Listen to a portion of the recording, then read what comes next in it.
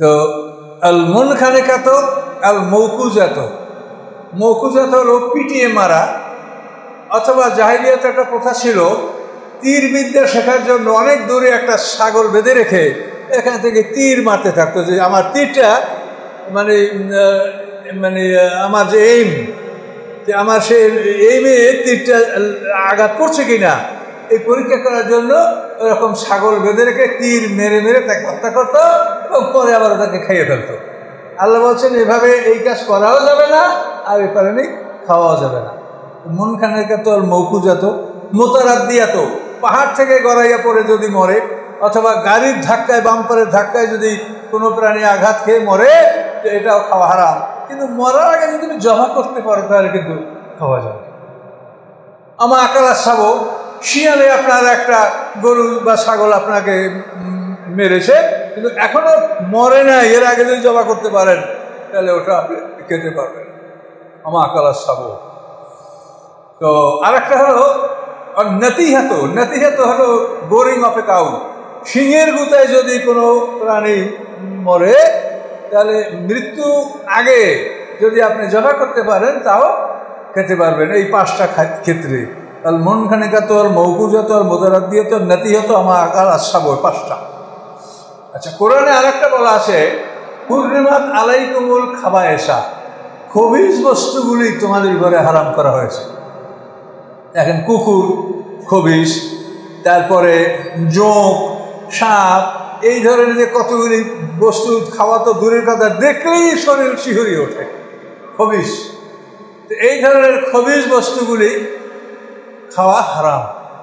তো এই জন্য এটা আল্লাহ তাআলা নির্দিষ্ট করে আমাদেরকে বলে দেন যে কোনটা কোনটা খবিজ। তো আল্লাহ রসুলের হাদিসের মাধ্যমে আমরা এগুলি জানতে পারি যে এগুলি আল্লাহ রসুল খবিজ বলেছেন। কুল্লা জিনাবে নাজি মেখলাবেন, মানে যে সমস্ত পশুর শিকারী দাঁত আছে, বিড়াল, ইঁদুর, বাঘ, সিংহ, এই ধরনের ভাল্লুক, তাদের শিকারী দাঁত জিনাব।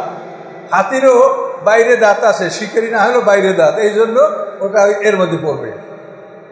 তো জিনাবেন আর জি মাখলাবেন, অর্থাৎ যে সমস্ত পাখি পা দ্বারা শিকার ধরে খায়। মুরগি সারাদিন কিন্তু পা দ্বারা এরকম মাটি চালে, কিন্তু মুরগি কিন্তু পা দিয়ে খায় না, খায় ঠোঁট দিয়ে। তো যে পাখি যেমন কাক, ও খাবার পাড়াইয়া ধরে ছিঁড়ে ছিঁড়ে খায়, ময়ূর ওরকম।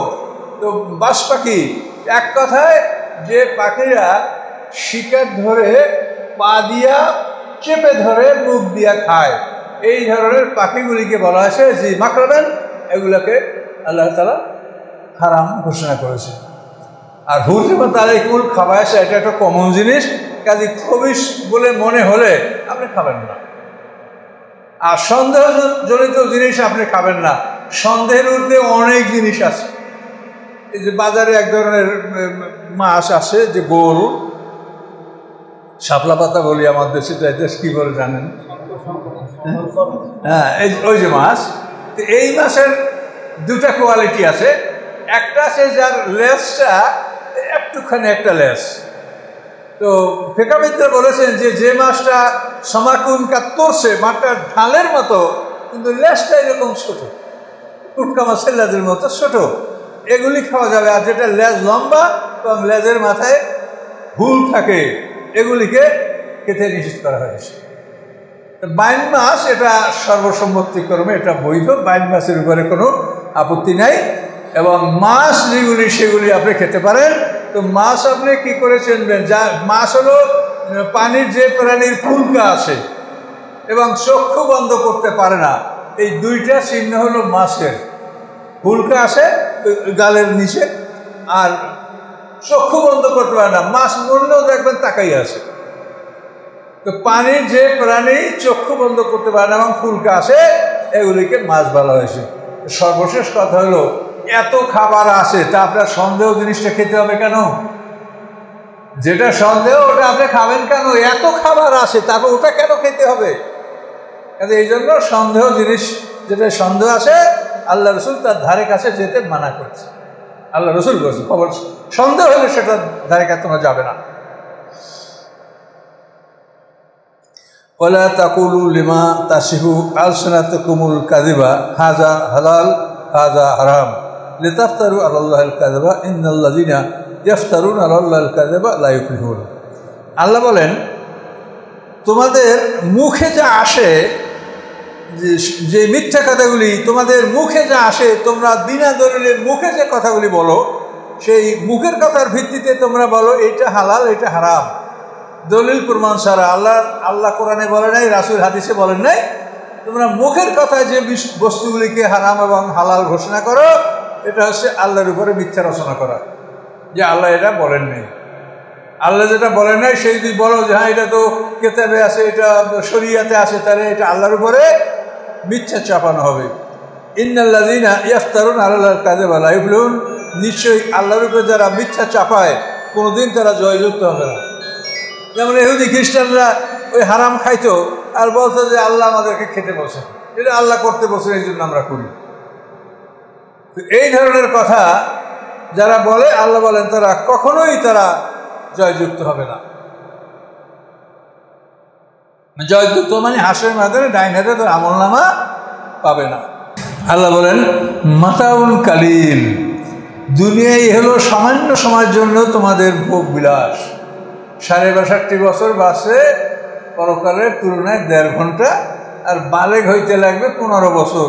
তাহলে ৭৭.৫ বছর বাঁচলে পরকালের তুলনায় ১.৫ ঘন্টা। কিন্তু এইটুক সময় আমরা ধৈর্য রাখতে পারছি না, এইটুক সময় আমাদের ধৈর্য কুলায় না। কিন্তু আল্লাহ না করুক যদি দোজখে ঢোকা লাগে, তখন অবস্থাটা কি হবে? ১০০০ বছরের সমান একদিন। মাতাউন কালিল, আল্লাহ বলেন এইটা সামান্য সময়ের ভোগ বিলাস। ওয়ালাহুম আযাবুন আলীম, এই সামান্য সময়ের ভোগ বিলাস শেষ হয়ে গেলেই তাদের জন্য রয়েছে বেদনাদায়ক শাস্তি। যারা মিথ্যা রচনা করে, যারা মিথ্যা বলে। মিথ্যাটাকে কোরআন পাকে এমনভাবে বলা হয়েছে যেটা শিরক পর্যায়ের গুনাহ। আল্লাহ রাসূল জুমার খুতবায় বলেছেন, ফাজতানিবুর রিজসা মিনাল আওসানি ওয়াজতানিবু কাওলা যুর। এই আয়াতের অর্থ হলো, সূরা হজের মধ্যে একটা আছে যে মূর্তির অপবিত্রতা থেকে আত্মরক্ষা করো এবং মিথ্যা থেকে আত্মরক্ষা করো। এখানে আল্লাহ রাসূল জুমার খুতবার মেম্বারে বলেছেন যে মিথ্যা এবং মূর্তির অপবিত্রতা এই দুইটা সমান অপরাধ। কাজে কোনো অবস্থাতেই মিথ্যা আল্লাহ তাআলা এটা মাফ করবেন না। আর মিথ্যা আল্লাহ অন্য জায়গায় বলছেন, মিথ্যা তো ওরাই বলে যারা প্রকৃতপক্ষে আল্লাহর কালামকে বিশ্বাস করে। যারা আল্লাহর কালাম বিশ্বাস করে না, তারাই মিথ্যা কথা বলে। কাজে এই মিথ্যা কথাটা কিন্তু খুবই মারাত্মক, কিন্তু আমাদের সমাজে এটার কিন্তু গুরুত্ব নাই। এটা আমাদের সাথে বিধর্মীরাও কিন্তু মিথ্যার উপরে অনেকটা বেশি গুরুত্ব দিয়ে থাকে, কিন্তু আমরা মুসলমান হওয়ার পরেও মিথ্যা বলার ব্যাপারে আমাদের সমাজে গুরুত্ব নাই। কাজে এই ব্যাপারে সজাগ থাকতে হবে, যার কবরে সে যাবেন। ওয়ালাল্লাযিনা হাদু হাররামনা মা কাসাসনা আলাইকা মিন ক্বাবল, আল্লাহ বলেন যারা ইহুদি, আমি তাদের উপরে হারাম করে দিয়েছি ওই সমস্ত বস্তুগুলি যেগুলি আমি আগে উল্লেখ করেছি। মানে ইহুদিদের, অর্থাৎ আল্লাহ রসুল পৃথিবীতে আসার পর থেকে, এই যে আমি ইতিহাসটা বলছি যে এই 1948 সালে তাদের জন্য একটা মানে জবরদস্তি রাষ্ট্র তাদের জন্য সৃষ্টি করে দেওয়া হয়েছে। এর মধ্যে জীবনে তারা কোনোদিন রাষ্ট্রের মালিক হয়নি। এদের উপরে আল্লাহর গজব, এদের উপরে আল্লাহ যে কতবার গজব হয়েছে সেটা আমরা এই সূরাটা পার হইলেই আমরা সূরা বনির চলে আসতেছি। কাজে এই জন্য আমি ওটার আলাদাভাবে বলছি না, সূরার তাফসীর ওটা আসবে। ইহুদিদের অনেক কীর্তিকলাপ আমরা জানব। তো আল্লাহ বলেন তাদের উপরে আমি যে হারাম করছি তো আমি আগেই বর্ণনা করেছি, অর্থাৎ তাদের উপরে চর্বি হারাম করা হয়েছে। আর পাখিগুলির মধ্যে যে পাখির পা কাটা না, যেমন পাতিহাঁস, রাজহাঁস, উট পাখি, এ ধরনের পাখিগুলি ওদের জন্য হারাম করা হয়েছিল। তো এরকম কত ভালো ভালো বস্তু তাদের উপরে আল্লাহ তাআলা শাস্তিমূলক হারাম করেছেন। আল্লাহ বলেন সেটা আমি সূরা আনামের মধ্যে উল্লেখ করেছি। আল্লাহ বলেন ওমা যালামনাহুম ওয়ালাকিন কানু আনফুসাহুম ইয়াজলিমুন, আমি তাদের উপরে জুলুম করি নাই, বরং তারাই তাদের নিজের উপরে জুলুম করেছে।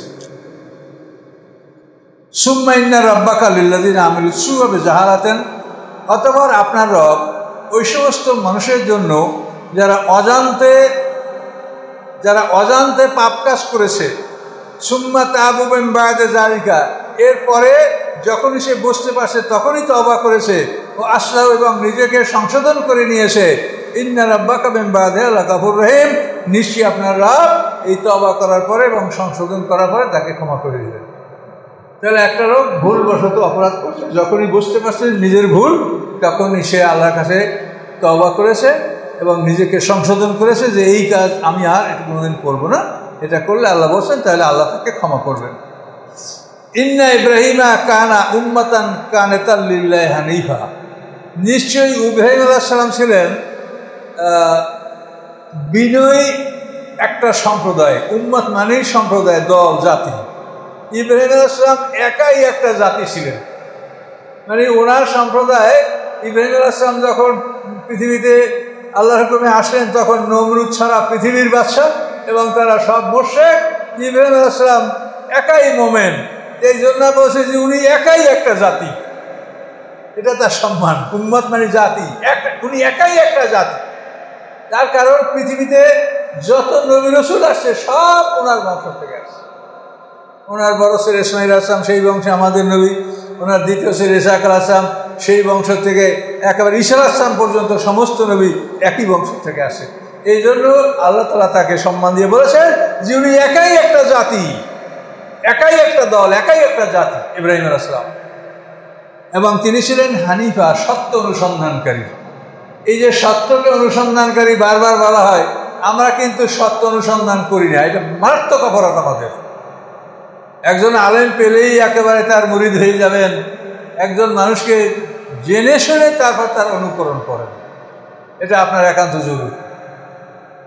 তাতে কে খুশি হলো কি বেজার হলো এটা আপনার দেখার দরকার নেই, আপনি পরীক্ষা করবেন। লাম ইয়াকুম মিনাল মুশরিকিন, তিনি মুশরিকদের অন্তর্ভুক্ত ছিলেন না। অর্থাৎ ইহুদিরা বলে উযাইর আলাইহিস সালাম আল্লাহর পুত্র, ওরা মুশরিক। খ্রিস্টানরা বলে ঈসা আলাইহিস সালাম আল্লাহর পুত্র, তাহলে ওরা মুশরিক। তাহলে ইব্রাহিম আলাইহিস সালাম ইহুদি খ্রিস্টানদের অন্তর্ভুক্ত ছিলেন না, যেহেতু এরা হলো মুশরিক। আর ইব্রাহিম আলাইহিস সালাম আল্লাহ বলেন লাম ইয়াকুন মিনাল মুশরিকিন, তিনি মুশরিকদের অন্তর্ভুক্ত ছিলেন না। শাকির আনবী, তিনি নিয়ামতের শুকরগুজার ছিলেন।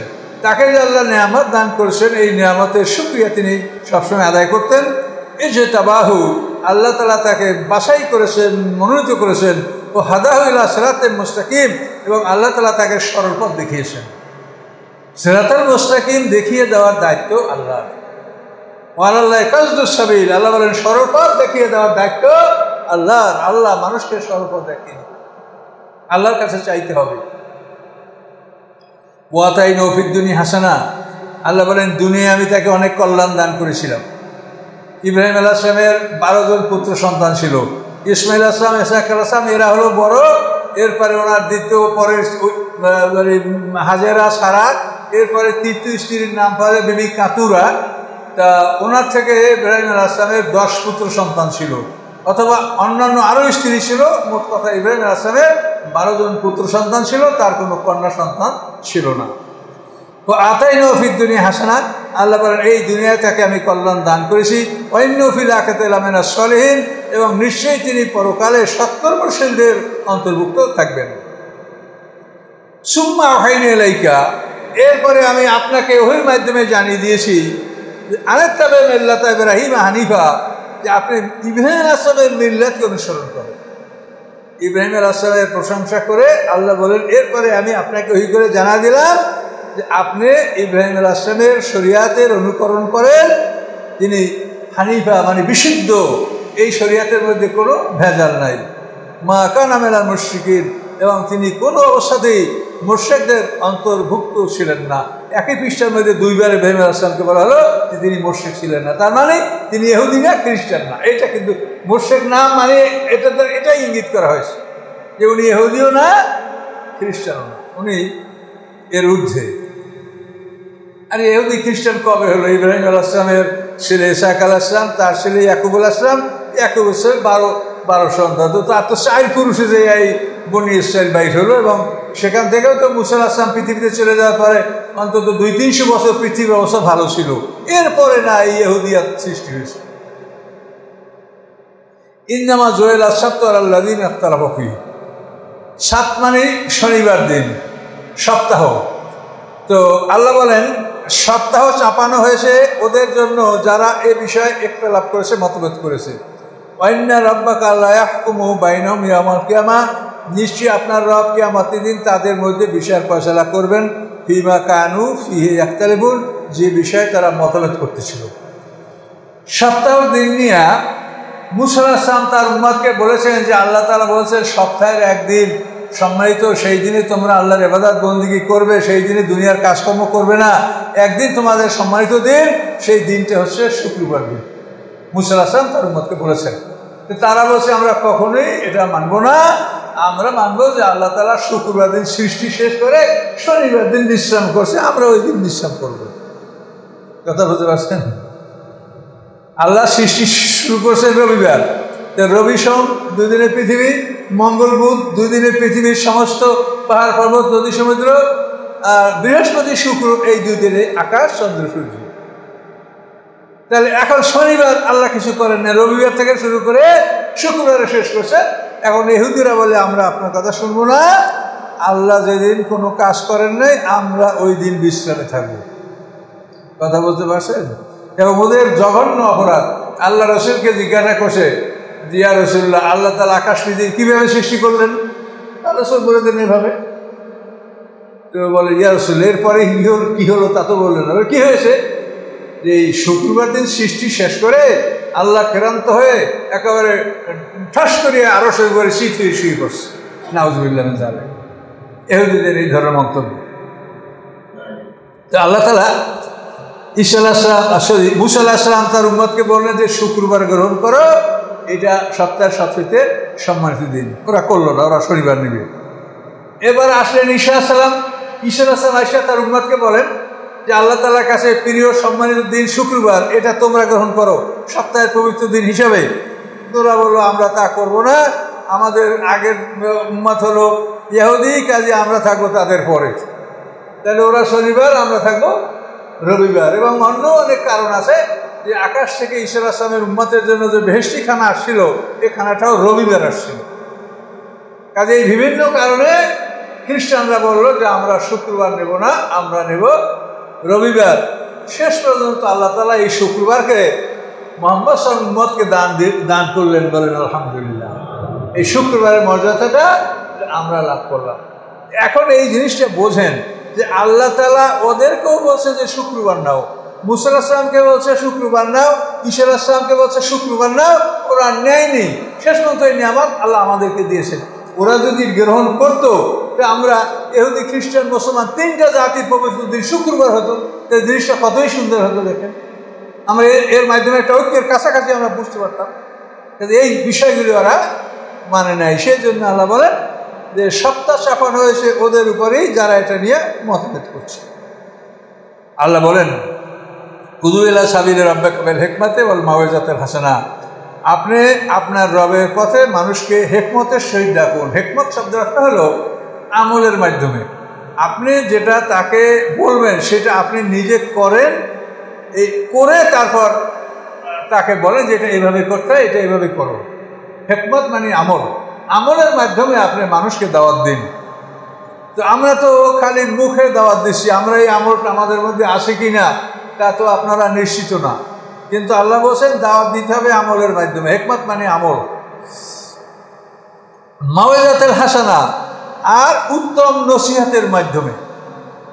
যেমন আল্লাহ রাসূল মক্কা বিজয়ের জন্য 10,000 সৈন্য প্রস্তুত করেই সূরা ইউসুফ তেলাওয়াত করলেন। তখন সব সাহাবীরা কাঁদলেন এবং বুঝতে পারলেন যে ইউসুফ আলাইহিস সালাম যেরকম তার ভাইদেরকে ক্ষমা করে দিয়েছে, আমাদেরকে আল্লাহ রাসূল বলছেন যে মক্কার অপরাধীদেরকে তোমরা ক্ষমা করো। এগুলো মাউইজাতুল হাসানা। ও জাদিলহুম বিল্লাতি আহসান, এবং সবচেয়ে সুন্দর বস্তু দ্বারা তোমরা তাদের সাথে তর্ক করবে। আহসান মানে আহসান হলো 1 নম্বর ডকুমেন্ট, যেটা অর্থাৎ কোরআন। তুমি 1 নম্বর ডকুমেন্ট দ্বারা মানুষের সাথে তুমি চ্যালেঞ্জ করবে, তর্ক করবে। তুমি ওই মানে বনলতা দিয়ে তুমি কারোর সাথে যুক্তি দিবে, যেটা কোরআন নাই হাদিস নাই, দুর্বল কথা দিয়া তোমরা একটা যুক্তি খাড়া করবে, এটা যেন না করো। বিল্লাতি আহসান, আহসান মানে সবচেয়ে উত্তম। তো সবচেয়ে উত্তম আল কোরআন। সবচাইতে উত্তম বস্তুর মাধ্যমে তুমি যুক্তিতর্কে লিপ্ত হও। ইন্না রাব্বাকা হুয়া আ'লামু বিমান দাল্লা আন সাবিলিহি, নিশ্চয়ই আপনার রব জানেন কে তার পথকে হারিয়েছে। হুয়া আ'লামু বিল মুহতাদিন, এবং আল্লাহ ভালো জানেন যে কে আল্লাহর পথে প্রতিষ্ঠিত আছে। কে পথ হারা হয়েছে, বিপদগামী হয়েছে, তা আল্লাহ জানেন। কে পথে আসে, তা আল্লাহ জানেন। আল্লাহ বলেন ওয়া ইন আকাবতুম, যদি আপনি তাদেরকে শাস্তি দেন, ফাআকিবু বিমিসলি মা উকিবতুম বিহি, তাহলে আপনি ওই পরিমাণ শাস্তি দেন যে পরিমাণ শাস্তি আপনাদেরকে দেওয়া হয়েছে। ওয়া ইন সাবারতুম, আর যদি শাস্তি না দিয়ে ধৈর্য ধারণ করে, লাহুয়া খায়রুল লিস-সাবিরিন, এটা ধৈর্য ধারণকারীদের জন্য উত্তম হবে। উহুদের যুদ্ধে যখন মুসলমানদের লাশগুলিকে মুসলমানদের দ্বিতীয় পর্বে যখন পরাজয় হলো, তখন মুসলমানদের লাশগুলিকে ওরা অঙ্গচ্ছেদ করতেছিল। তো এই মুসলমানদের লাশগুলির অঙ্গচ্ছেদ, তার মধ্যে হযরত হামজা রাদিয়াল্লাহু তাআলা রাসূলের বড় চাচা, তার বুক ছেঁড়া হয়েছিল, কলিজা বের করা হয়েছে, নাক কান কেটে হেন্দা মালা পড়েছে, তার লজ্জাস্থান কর্তন করা হয়েছে। এইভাবে যে ওরা কর্তনগুলি ওহুদের যারা শহীদ তাদের করেছে, এইটার ব্যাপারে আল্লাহ রসুল শপথ করেছিলেন যে আমি ইনশাল্লাহ যদি আবার জিতি, তাই আমি এরকমই আমি তোমাদের এটা আমি প্রতিশোধ নিব, অথবা আমি এর চাইতে বেশি করব। তখন আল্লাহ বলেন যে না, যদি প্রতিশোধ নেন তাহলে যে পরিমাণ আপনার উপর অত্যাচার করা হয়েছে সেই পরিমাণ নেন, আর যদি প্রতিশোধ না নিয়ে সবুর করেন সেটা আপনার জন্য ভালো। দেখেন আল্লাহর কথা। আসবের, এখন আল্লাহ বলছেন আপনি ধৈর্য ধারণ করুন। আমা সাবরুকা ইল্লা বিল্লাহ, আল্লাহ সাহায্য ছাড়া আপনি ধৈর্য ধারণ করতে পারবেন না। কাজে আপনি শত্রু থেকে প্রতিশোধ না নিয়ে ধৈর্য ধারণ করেন। তার কারণ এই যারা হযরত হামজাকে শহীদ করেছে, পেট ছিঁড়েছে, তারে অপমান করেছে, তারা তো মক্কা বিজয়ের সবই মুসলমান হয়েছে। এই ওয়াসি যে হামজাকে হত্যা করেছে, সে ইসলাম গ্রহণ করেছে।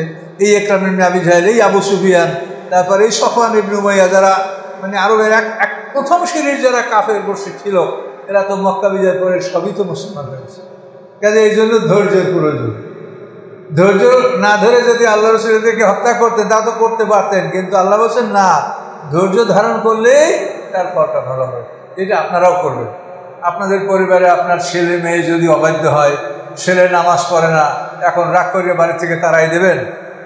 আমাকে মানে কুমিল্লার এক আমার ভক্ত, তার একটাই ছেলে, বলে হুজুর আমার এই বিশাল সুন্দর বাড়ি, উনি অ্যাডভোকেট, এই বাড়িটা আমি দান করে দেব, আমি ছেলেকে দেবো না, ছেলে বাড়ি থেকে তাড়াই দিছে।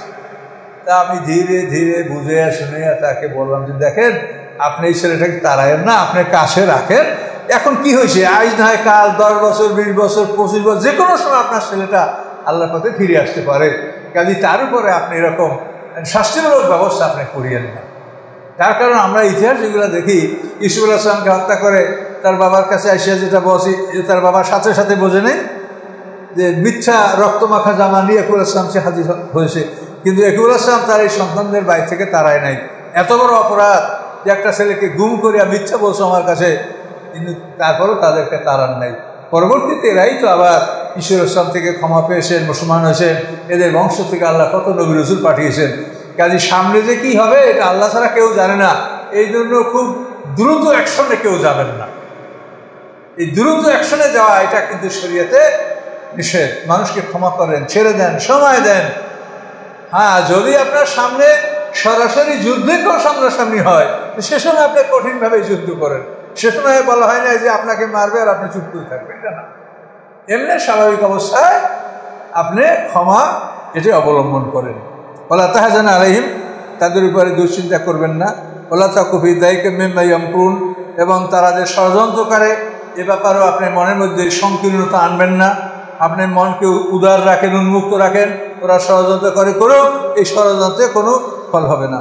ইন্নাল্লাহা মাআল্লাযিনা তাকাও, নিশ্চয়ই আল্লাহ তাআলা ওনাদেরই সাথে, ওই সমস্ত লোকদের সাথে যারা তাকওয়া অবলম্বন করে। ওয়াল্লাযিনা মুহসিনুন, এবং যারা সৎকর্ম সম্পাদন করে। তাকওয়া এবং সৎকর্ম সম্পাদন, পা দিলেই তাকাবে যে আমি পাটা কোথায় দিচ্ছি, এই আমার পাড়াটা কি একটা পিঁপড়ের গায়ে পড়ছে না ভালো জায়গায় পড়ছে, না আমার দ্বারা কোনো কারো কষ্ট হচ্ছে কিনা। তো এইভাবে আল্লাহ বলছে যে তাকওয়া, তুমি সব সময় আল্লাহকে ভয় করবে যে আমি এই কাজটা করতে যাচ্ছি, যে আল্লাহর হুকুমের বিরুদ্ধে কিছু আসে নাকি, আল্লাহর আইন বিরোধী কিছু এর মধ্যে আসে নাকি। এমনি প্রতিটি ক্ষেত্রে আপনি আল্লাহকে স্মরণ করবেন এবং আল্লাহকে ভয় করে আপনি চলবেন, এটার নাম তাকওয়া। আর মুহসিনুন মানে যারা সবসময় সৎকর্ম করে থাকে, সবসময় মানুষের কল্যাণ উপকার এভাবে যারা সর্বদাই করতে থাকে, তারা মুহসিন, তাদেরকে আল্লাহ তাআলা ভালোবাসে। এই জন্য নফল ইবাদত করলেও সওয়াব, কিন্তু মানুষের উপকার, সেবা, খেদমত, ঝগড়া বিবাদ মেটানো, শারীরিক ব্যবস্থা করে দেওয়া, এগুলোও কিন্তু সওয়াব। যেহেতু এগুলো হলো মুহসিনুন মানে ভালো কাজ, ভালো কাজও সমাজের মধ্যে আপনারা করবেন আর ইবাদত বন্দী করবেন। তো আল্লাহর হুকুম সূরা নাহলটা আমরা সমাপ্ত করলাম। তো এরপরে ইনশাআল্লাহ বনী ইসরাঈল আসবে। তো বনী ইসরাঈলদের ব্যাপারে তো আমি মোটামুটি একটা ধারণা আপনাদেরকে দিলাম, ওটার উপরে আরও বিস্তারিত বিবরণ ইনশাআল্লাহ এখন আমরা সরাসরি তাফসীরই পাবো। সূরাটার নামই বনী ইসরাঈল। আল্লাহুম্মা আমিন। ইয়া রাব্বুল আলামিন, আল্লাহ আপনার একদল গোলাম, আমরা আপনার কালাম শুনেছি, কালাম বলেছি। আল্লাহ ইয়া আল্লাহ, আপনার কালামকে কেন্দ্র করে আমাদের এখানে আসা। আল্লাহ আপনি আমাদের সবাইকে কবুল করেন। আল্লাহ আমাদের মধ্যে ভালো মন্দ ন্যাকবদ সবই আছে। আল্লাহ আপনার কাছে ক্ষমা চাই, আপনি আমাদের সবাইকে কবুল করেন। আল্লাহ সবাইকে জান্নাতের আমল করার তৌফিক দিন। নিষিদ্ধ কাজগুলি যেন আমরা না করি। আল্লাহ আপনার কাছে সব ক্ষমতা, আমাদেরকে নিষিদ্ধ কাজ থেকে, হারাম কাজ থেকে আপনি দূরে রাখেন, ভালো কাজগুলি করার তৌফিক দান করুন। আল্লাহ আমরা মুরদিগায়ের জন্য তেলাওয়াত করে থাকি, এবং এই যে আমরা কোরআন শরীফ পাঠ করলাম, তাফসীর হলো, সমস্ত সব মুহাম্মদুর রাসূলুল্লাহ সাল্লাল্লাহু আলাইহি ওয়াসাল্লাম পাকে পৌঁছাই দিন। আদম আলাইহিসসালাতু ওয়াসসালাম হতে আজ পর্যন্ত আম্বিয়া, আউলিয়া, গাউস, কুতুব, উলামা, ফুজালা, শুহাদা, সালিহিন, সিদ্দিকিন, মুমিনিন, মুমিনাত, মুসলিমিন, মুসলিমাত যারা দুনিয়াতে বিদায় নিয়েছেন তামামের আওলাদ পাকে সব পৌঁছাই দিন। আল্লাহ আমরা যারা হাত তুলেছি, আমাদের আত্মীয় স্বজন, পিতা মাতা, দাদা দাদি, নানা নানি, শ্বশুর সেই আত্মীয় স্বজন যারা কবরে গেছেন, তামামের আওলাদ পাকে সব পৌঁছাই দিন। রব্বির হামহুমা কামা রব্বায়ানি সগীরা, রব্বির হামহুমা কামা রব্বায়ানি সগীরা। আল্লাহ আল্লাহ আপনি আমাদের মুরব্বিজনকে মাফ করে দিন। আল্লাহ আল্লাহ আমাদের মুরব্বিজন যদি ভুল করে থাকে, আল্লাহ ভুল অবশ্যই তারা করেছে, আল্লাহ আপনি এই ভুলের জন্য তাদেরকে শাস্তি না দিয়ে তাদেরকে মাফ করে দিন। আল্লাহ আল্লাহ এই যতগুলি তাফসীর আছে, আল্লাহ তাফসীর মাহফিলগুলি আপনি কবুল করুন। আল্লাহ আমাদের এই মুসল্লিদের মধ্যে, শ্রোতাদের মধ্যে যারা অসুস্থ আছেন, আল্লাহ সবাই রোগ ব্যাধি দূর করে সবাইকে সুস্থতা দান করুন। বাড়ি ঘরে যারা আছেন তাদেরকে আল্লাহ সুস্থতা দান করুন। সবাইকে ঋণ পরিশোধ করার তৌফিক দিন, হালাল রিজিকের ব্যবস্থা করে দিন, সকলের আওলাদ পর্যন্ত নেককার বানায়া দিন। সুবহান রাব্বিকা রাব্বিল ইজ্জাতি আম্মা ইয়াসিফুন, সালামুন আলাল মুরসালিন, আলহামদুলিল্লাহি রাব্বিল আলামিন।